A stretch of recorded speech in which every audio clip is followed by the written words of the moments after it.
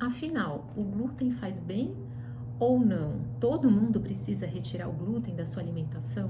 É uma pergunta que eu recebo muito, é uma dúvida muito comum. Primeiro, para responder essa pergunta, a gente tem que entender como que funciona nosso intestino e o que acontece lá.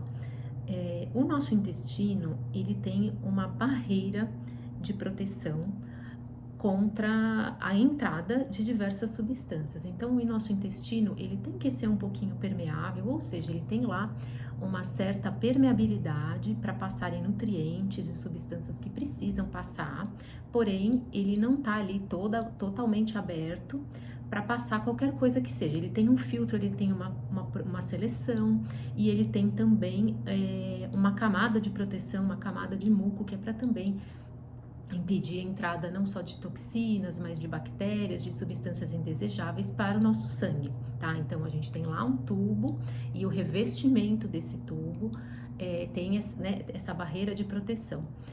Bom, e o que acontece? Quando a gente tem uma alimentação pobre em fibras, a gente tem uma alimentação pobre em alguns nutrientes, quando a gente tem excesso de toxinas, seja pelo uso de medicamentos com frequência, de antibióticos, de consumo de agrotóxicos, alimentos ultraprocessados que têm corantes, conservantes, enfim, muitas substâncias que interferem na qualidade dessa barreira intestinal, tá? Um outro ponto também é uma alimentação, por exemplo, rica em gordura saturada, né, que é a gordura que está principalmente em alimentos de origem animal. Essa gordura saturada em excesso vai fazer com que predominem no nosso intestino mais bactérias, vamos dizer assim, indesejáveis, e que elas também liberam toxinas, né? Uma parte delas ali liberam toxinas que vão afetar essa barreira intestinal. E além disso, alguns tipos de proteína também vão fazer isso, que eu já vou explicar o que.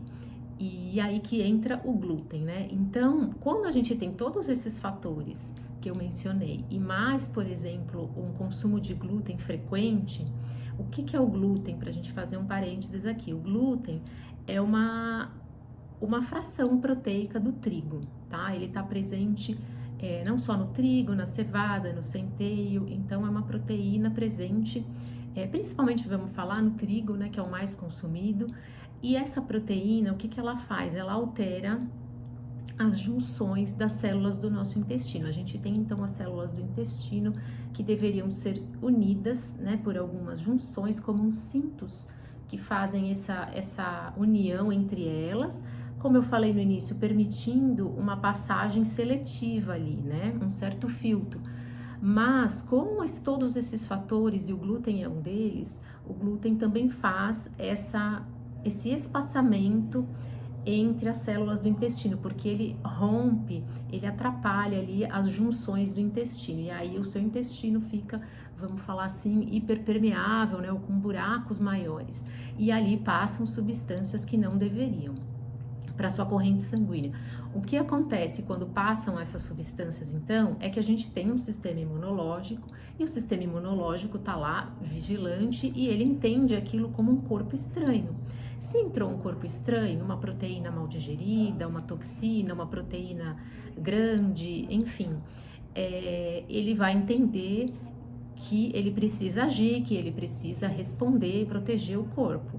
E aí que começam sintomas diversos, mesmo fora do sistema digestório, tá? Então, alergias, rinite, sinusite, acúmulo de gordura no fígado, o fígado vai inflamando também. Um outro ponto muito comum, uma consequência muito comum, é o aumento da insulina, tá? Que é um quadro que a gente chama de resistência à insulina, porque a inflamação vai favorecer a gente armazenar gordura no abdômen.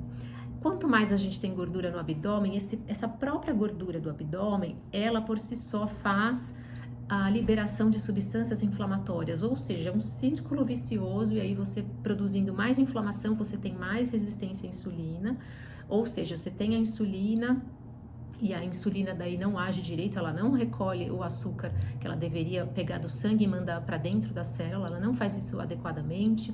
Ela fica alta, então, a insulina no sangue, e isso é um problema porque aí você está sempre como se fosse no modo armazenar gordura.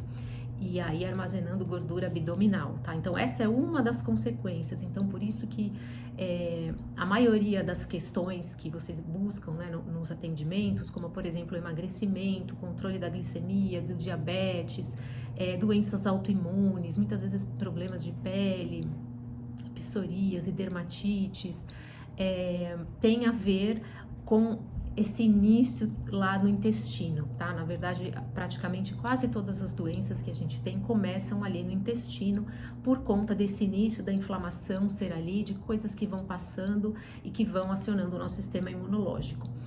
E isso no início pode ser silencioso, pode durar anos, você vai ganhando peso, você vai vendo os exames alterarem e às vezes você não dá muita atenção a isso porque você acha que né, é normal ou não tem sintomas muito intensos, né, ou aparentemente os exames estão normais, né, mas na verdade não estão.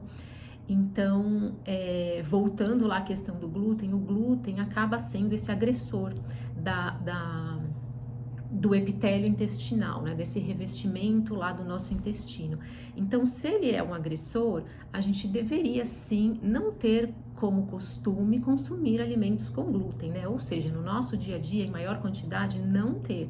A gente evitar esse tipo de alimento, tá? Os alimentos ricos em farinha, principalmente, né, os mais consumidos são os farináceos, pães, bolos, biscoitos, produtos industrializados, né, que contém glúten em sua maioria porque levam farinha. Então isso hoje é um grande problema. Agora, para algumas pessoas isso pode ser parte de um tratamento. Num primeiro momento, se a gente vai começar um tratamento e vai querer combater essa inflamação, a gente tem que tirar totalmente, né, os alimentos que estão sendo agressores lá para a barreira do intestino. Então, por esse motivo que a gente retira, não tem como a gente querer repor os nutrientes, refazer essa barreira, dar bactérias boas para o intestino, melhorar a alimentação, ter fibras, se a gente continua lá com um elemento agressor. Então, muitas vezes é necessário por um tempo, nesse momento de desinflamação ou dependendo de outros sintomas que você esteja tendo, retirar o glúten totalmente da alimentação. E dependendo do quadro, ele pode ser reintroduzido gradativamente e ser consumido esporadicamente, né? Mas a gente tem que pensar na proporção, em que proporção ele vai estar lá, né? Em que proporção outros alimentos nutritivos e necessários vão estar lá presentes no seu intestino, na sua alimentação.